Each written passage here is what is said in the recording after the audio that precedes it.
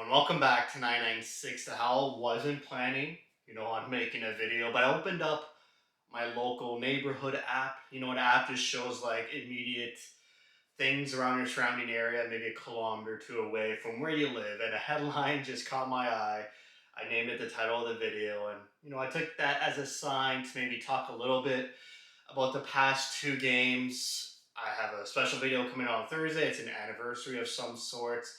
If you can guess an anniversary as to what, obviously relating to the Coyotes. I couldn't do one last year due to the pause, but now it's an official anniversary of something that happened with the Coyotes. But going back to these two games against Florida and Philadelphia, I thought they were going to play the Rangers on Friday, but now it was Wednesday. I was getting my teams mixed up. They keep advertising the Rangers game down at the scoreboard for whatever reason. There's a donation thing, so that's what got me, jumbled with Florida and Rangers. But both really good teams, and yes, the Coyotes will have to face the Rangers.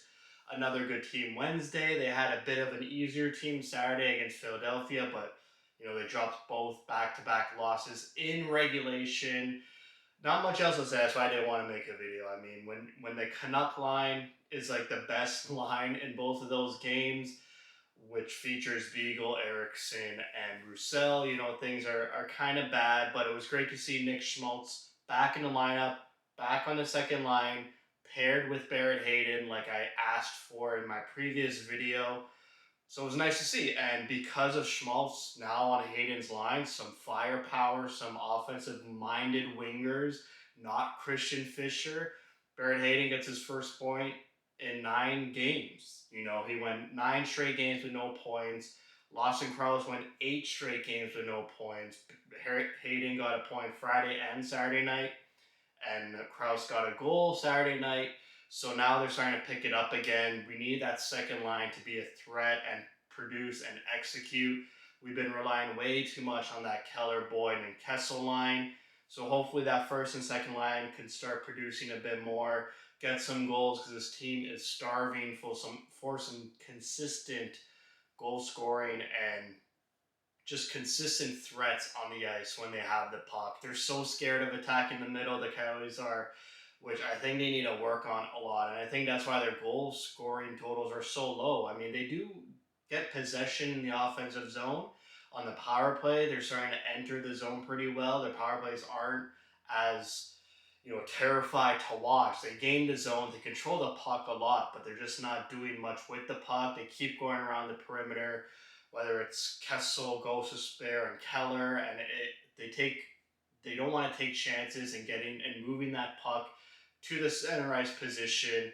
And against Florida, they scored when I believe it was Kessel passing it to Hayden, or it was Keller passing it to Hayden in the center ice position. Hayden immediately taps a puck to Boyd, who finds an open Kessel, and Kessel scores. And because of that one pass Keller made to Hayden in the middle of the ice, the Florida Panthers penalty kill formation got out of sorts just a little bit, which allowed Boyd to find an open Kessel, and it gave Kessel a lot of time and space to pick the spot and pick the shot. Otherwise, if Keller never makes that pass to the middle, the formation of the Panthers was just clogging up the middle, was never giving any room to the players on the sideboards to pick a shot and have space. And they got to find openings. Nick Schmaltz is back in the lineup. He's on power play number 2. Maybe he gets moved to power play number 1. But his signature Coyotes move is to grab the puck from the point and walk from the sideboards to the center of the ice and pick a shot, roof daddy, on the goaltender. He used to do that a lot, but now I'm finding that teams are not giving the Coyotes any space on the sideboards. They know that Keller, Kessel, and Schmaltz are their shooters, and sometimes on the point, Chychrun and Gostisbehere will shoot, but most of the time it will get blocked because the opposing team is just clogging the middle up too much. I would like to see Hayden away from the front of the net. He's a skilled offensive guy. I watched him on the World Juniors for Canada. He could snipe it just like Schmaltz, Kessel, and Keller. He needs to play on the half boards. Maybe his skill set, and maybe teams won't take him too seriously because he's such a young player in the NHL that maybe rotate Hayden out on the boards instead of in front of the net.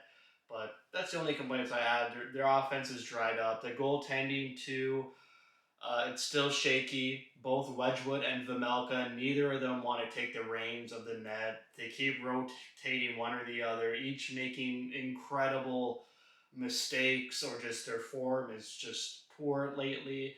I think the book on Wedgwood is open, just shoot high. Whenever he drops to the butterfly, Wedgwood leaves so much open space above his shoulders and around his, his pumpkin area.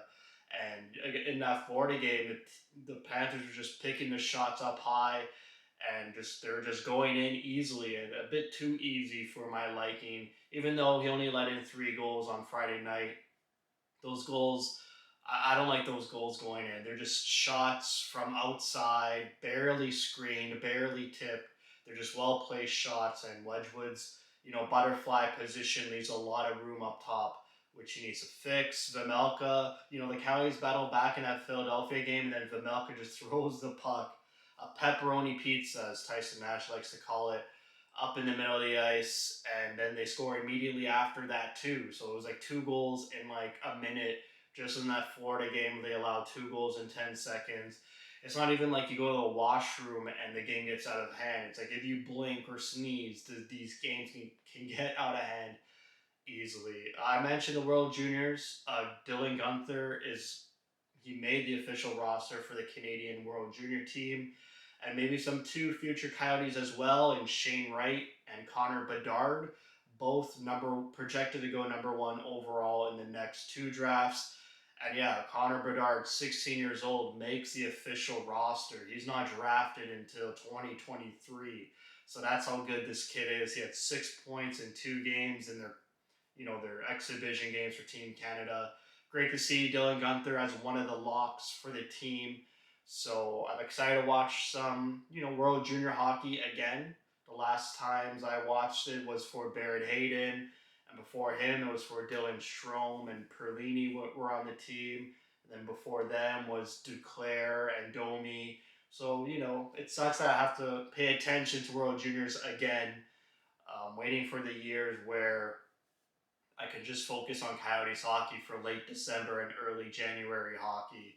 But there's still some exciting prospects the Coyotes have in a tournament, and it should be much better hockey than what we're witnessing now. I think that's it. I have a special video for you Thursday, something different. I'm talking about a specific player.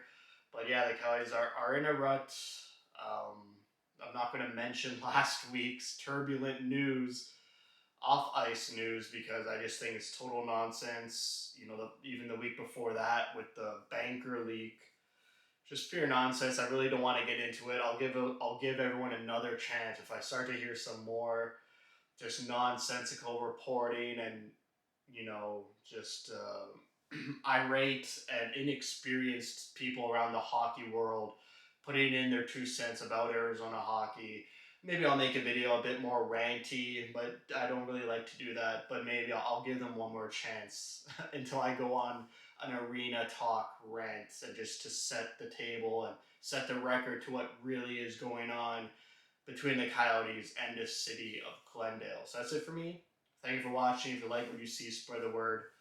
And as always, thank you for your support.